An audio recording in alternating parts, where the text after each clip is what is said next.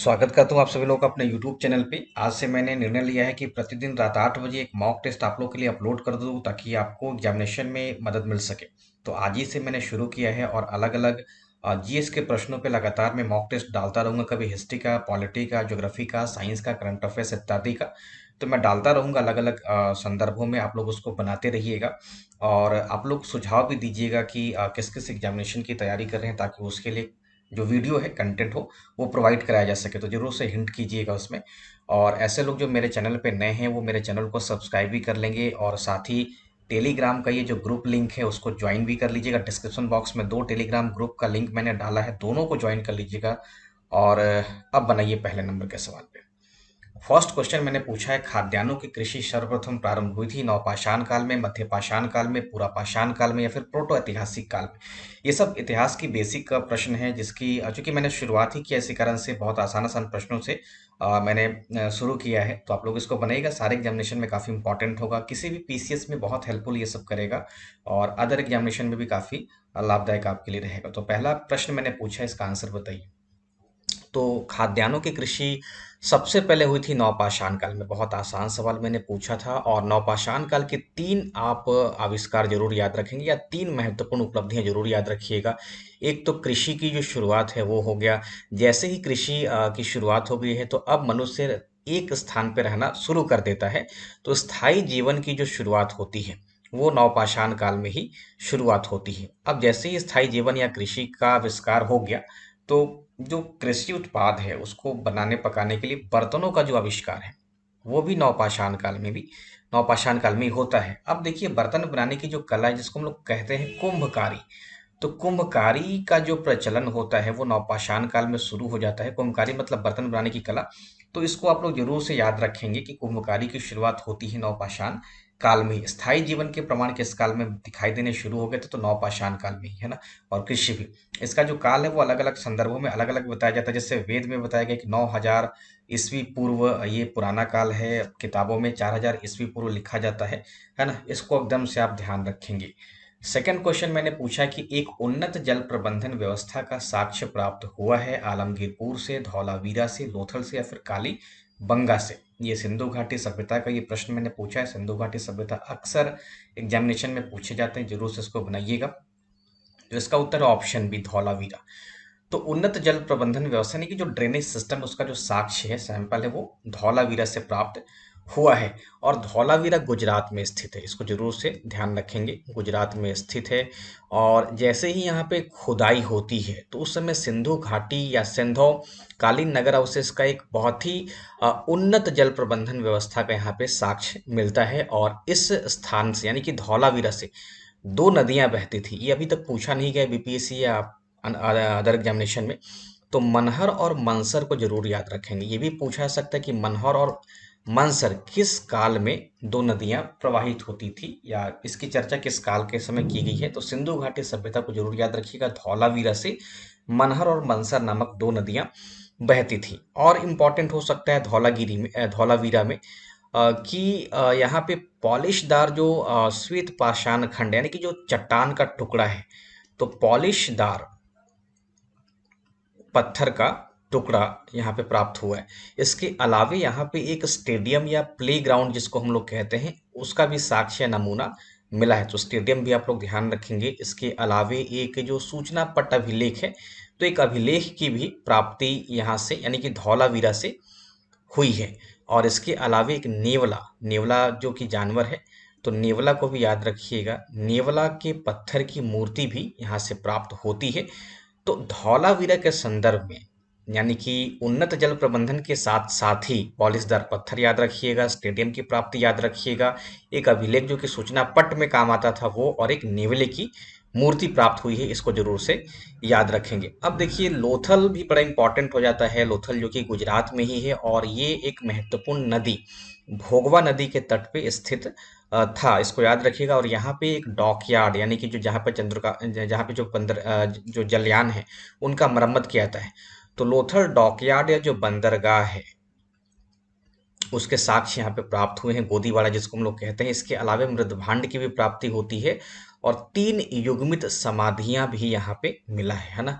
कालीबंगा फिर कहाँ है, तो कालीबंगा इसका लोकेशन है राजस्थान। राजस्थान का जो गंगानगर है वहां पे घग्घर नदी के तट पे ये स्थित था, और यहाँ से नाम के अनुरूप काले रंग की चूड़ियां, हवन कुंड और जुता हुआ खेत, है ना। ये जुते हुए खेत भी कई एग्जामिनेशन में पूछे गए हैं, इसको याद रखिएगा। तो कालीबंगन से भी या कालीबंगा से भी 3 साक्ष्य को जरूर से आप लोग ध्यान रखेंगे। आलमगीरपुर सिंधु घाटी सभ्यता का सबसे पूर्वी स्थल जो कि उत्तर प्रदेश में हिंड नदी के तट पे अवस्थित है ना, इसको याद रखिएगा। और यहाँ से मनका और मिट्टी का बर्तन प्राप्त हुआ है। तो मैंने चारों पे चर्चा कर दिया, उम्मीद है कि आप सभी को काफी ये मदद किया होगा। तो आलमगीरपुर, धौलावीरा, लोथल, कालीबंगा, है ना, इसको याद रखेंगे। नेक्स्ट है गायत्री मंत्र की रचना किसने की थी, वशिष्ठ ने, इंद्र ने, विश्वामित्र ने या फिर परीक्षित ने। तो इसका उत्तर हो जाएगा ऑप्शन सी, विश्वामित्र। विश्वामित्र को याद रखिएगा, उन्होंने ही गायत्री मंत्र, जिसको सावित्री मंत्र या सविता मंत्र भी कहा जाता है ना, जो कि ऋग्वेद का है। तो ऋग्वेद में इसका उल्लेख किया गया है, जो कि वैदिक देवता सविता को समर्पित है, इसको ध्यान रखेंगे। चौथा क्वेश्चन है, गौतम बुद्ध का महापरिनिर्वाण जिस राज्य में हुआ था वह है अंग है, मगध है, वत्स है या फिर मल है। तो इसका उत्तर है ऑप्शन डी, मल, है ना। तो मल की जो राजधानी थी उस समय, जो मल था वो एक महाजनपद था, है ना, महाजनपद। मतलब आज के संदर्भ में अगर आप प्रशासनिक व्यवस्था देखिएगा तो राज्य हो गया, है ना, राज्य के अंतर्गत प्रमंडल हो जाता है ना, फिर जिले हो जाते हैं। इसी तरीके से नीचे उतरिएगा तो अनुमंडल है, प्रखंड वगैरह हो जाता है। तो ये राज्यों का है। ठीक वैसे ही महाजनपद हो गया, जनपद हो गया, है ना। तो महाजनपद कई जनपदों को मिला करके बनता था, जिसमें मल एक महाजनपद था, और इसी की जो राजधानी थी जिसका नाम था कुशी नगर, कुशीनारा, या फिर इसी को मल भी सॉरी पावा भी कहा जाता था ना। तो महापरिनिर्वाण हुआ था पावा में या कुशीनगर, जो कि मल्लों की ही राजधानी था। नेक्स्ट है, नागानंद रत्नावली और प्रियदर्शिका के लेखक कौन थे, हर्षवर्धन, विशाख दत्त, बाणभट्ट या फिर वाटसन। ये तो बहुत आसान है, और ये जो लेखक थे ये हर्षवर्धन थे, ध्यान रखिएगा। हर्षवर्धन पे बाद में चर्चा करूंगा लंबे से। नेक्स्ट है, अलाउद्दीन खिलजी के आक्रमण के समय देवगिरी का शासक कौन था। देवगिरी यानी कि दौलताबाद, प्रताप रुद्रदेव, राणा रतन सिंह, रामचंद्र देव या फिर मल्लिक काफूर। तो इसका उत्तर है ऑप्शन सी, रामचंद्र देव को याद रखिएगा। उस समय देवगिरी या दौलताबाद को जो शासक था वो रामचंद्र देव ही था। और अलाउद्दीन खिलजी आक्रमण करता है 1299 में देवगिरी पर। तो उस समय जो रामचंद्र देव था वो अलाउद्दीन खिलजी के समय नतमस्तक हो जाता है, घुटना टेक देता है, उसकी अधीनता को स्वीकार लेता है, और सुल्तान को वो ढेर सारा धन दौलत या उपहार भी देता है। और रामचंद्र देव को अलाउद्दीन ने राय सेन की उपाधि दी थी, राय सेन। इसको याद रखिएगा, बड़ा इंपॉर्टेंट ये हो जाएगा, ध्यान रखिएगा।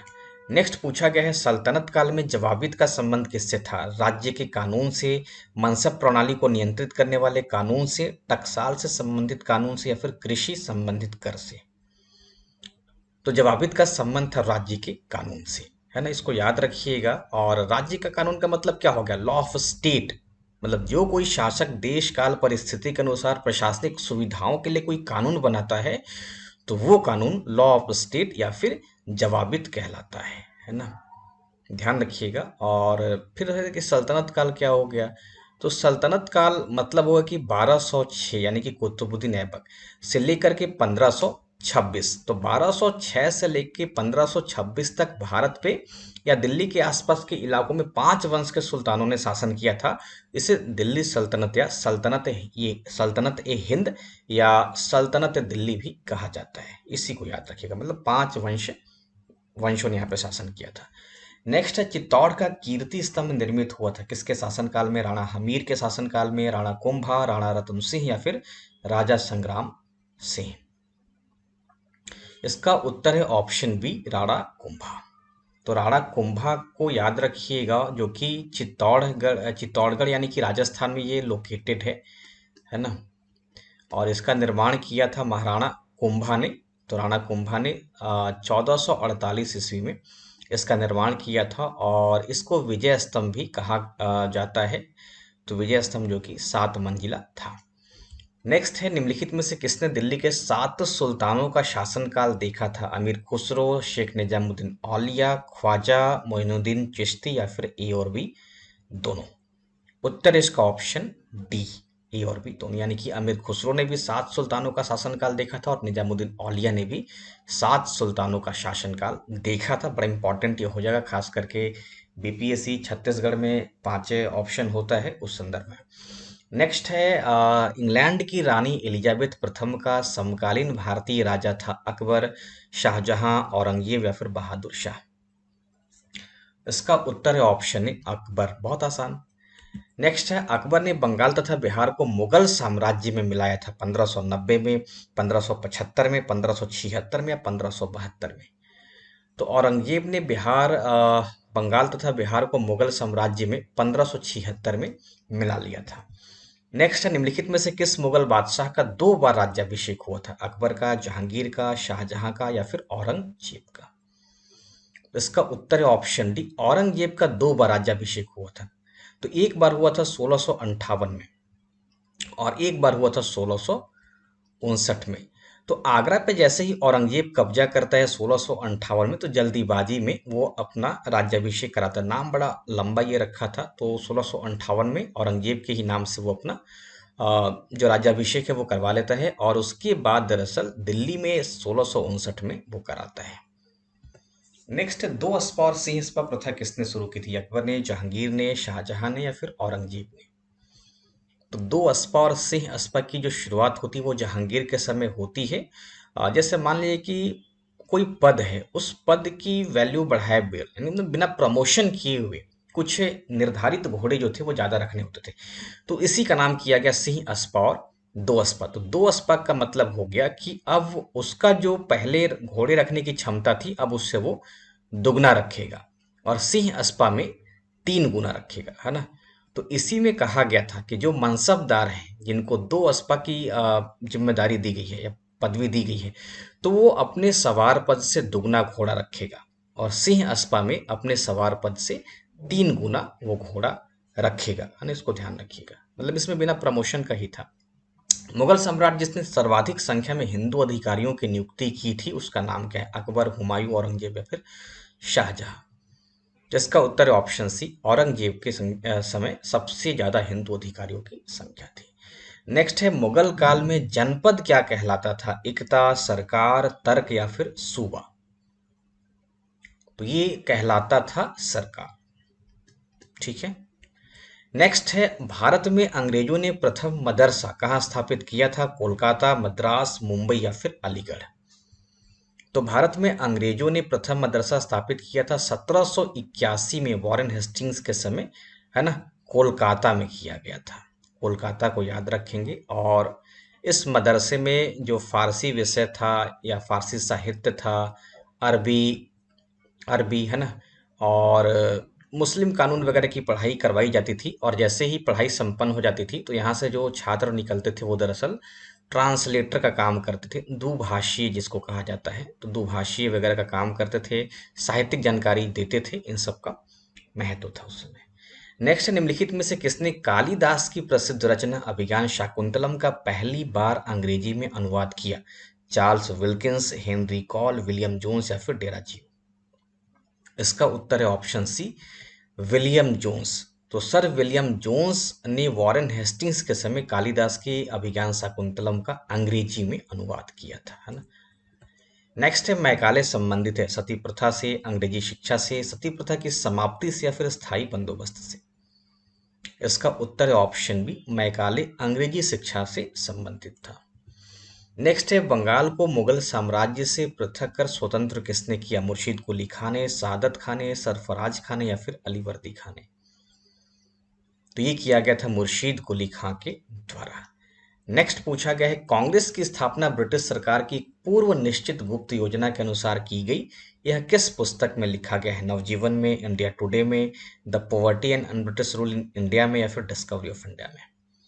तो इसका उत्तर है option B, India Today. India Today में ही लिखी गई है ये बात, है ना। तो कांग्रेस की स्थापना, जैसे ही कांग्रेस की स्थापना की बात होती है तो आप लोग ध्यान रखिएगा कि वर्ष 1885 में, दिन था 28 दिसंबर 1885 में कांग्रेस की स्थापना होती है। और जो जगह था, स्थान था, वो बॉम्बे था, जिसमें जो मेन जगह था वो गोकुलदास तेजपाल संस्कृत कॉलेज था। तो बॉम्बे में गोकुलदास तेजपाल संस्कृत कॉलेज के प्रांगण में ही कांग्रेस की स्थापना होती है और इसके संस्थापक थे एक अंग्रेज जिसका नाम था एओ ह्यूम। तो एओ ह्यूम को भी याद रखेंगे। इस समय कुल सदस्य थे 72, जिसमें मेन मेन कुछ का नाम याद रखिए, पूछा जाता है। दादा भाई नौरोजी का, फिरोज शाह मेहता का, एल डी वाचा का, या फिर काशीनाथ तैलंग का, वी राघवाचार्य का, एन जी चंद्रावरकर का, या फिर सुब्रमण्यम का, है ना। तो इन सब के नाम को आप लोग याद रखिएगा।